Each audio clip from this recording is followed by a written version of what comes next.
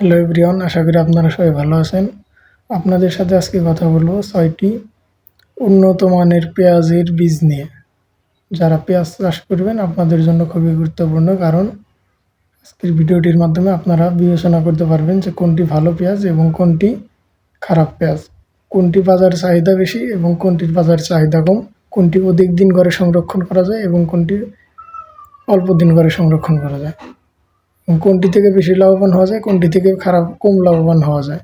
এই সব বিষয়ে আপনারা আজকের ভিডিওটিতে বিস্তারিত জানবেন। নাম্বার ১, তাহেরপুরি পেঁয়াজ। এর বৈশিষ্ট্য হলো আকর্ষণীয় রং ও সাইজের জন্য এই জাতটি বাংলাদেশের কৃষকের অন্যতম পছন্দ।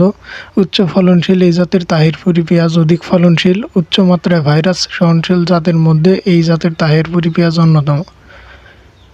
বীজ বপনের সময় মধ্য অক্টোবর থেকে মধ্য নভেম্বর পর্যন্ত এই জাতের পেঁয়াজ চাষ করতে হয়। এই জাতের পেঁয়াজের গড় ওজন 20 থেকে 30 গ্রাম হয়ে থাকে।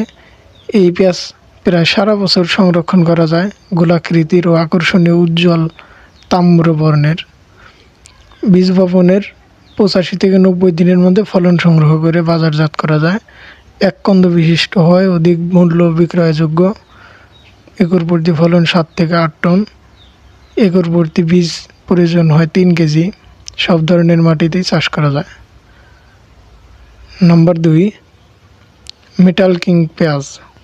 এর বৈশিষ্ট্য হচ্ছে প্রতিটি পেঁয়াজ এক কন্দ বিশিষ্ট এবং ফাটে না, যার ফলে প্রতিটি পেঁয়াজই বাজারের সেরা। একর প্রতি ফলন 300 থেকে 325 মণ। প্রতিটি পেঁয়াজের গড় ওজন 50 থেকে 80 গ্রাম। বীজ গজানোর ক্ষমতা 90% বেশি। চারা সতেজ, রোগ ব্যাধি কম, চারা মারা যায় না। অধিকাংশ পেঁয়াজই চ্যাপ্টা ও গোলাকৃতির। পেঁয়াজ সংরক্ষণের কিছুদিনের মধ্যেই উজ্জ্বল ও তাম্রবর্ণ ধারণ করে, যার ফলে বাজার দর বেশি। সারা বছর সংরক্ষণ করা যায়। পেঁয়াজের বীজ আমেরিকায় উৎপাদিত বিধায় পেঁয়াজের ফলন ও বাজার দর বেশি, তাই পেঁয়াজ চাষে কৃষকরা লাভবান হয় বেশি। নাম্বার 3, রঙিলা 7। এই পেঁয়াজের বীজের বৈশিষ্ট্য হলো এটি সবচেয়ে ফলনশীল জাত। পেঁয়াজের গড় ওজন 120 থেকে 150 গ্রাম।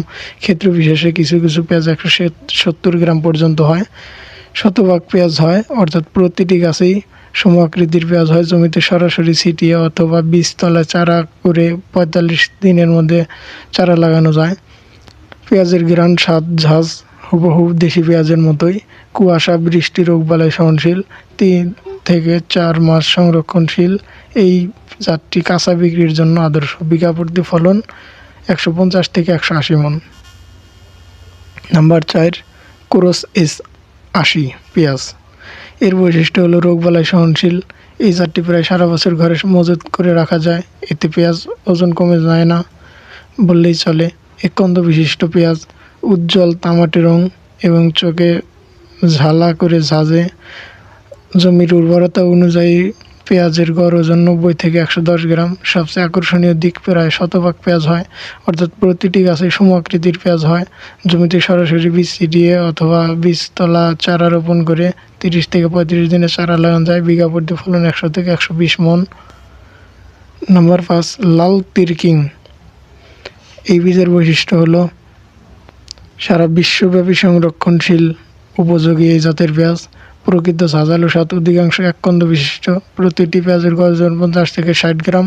অধিক মূল্যে বিক্রয়যোগ্য। চ্যাপ্টা গোলাকৃতির ও আকর্ষণীয় সবুজ তাম্রবর্ণের। একর প্রতি ফলন 8 থেকে 9 টন।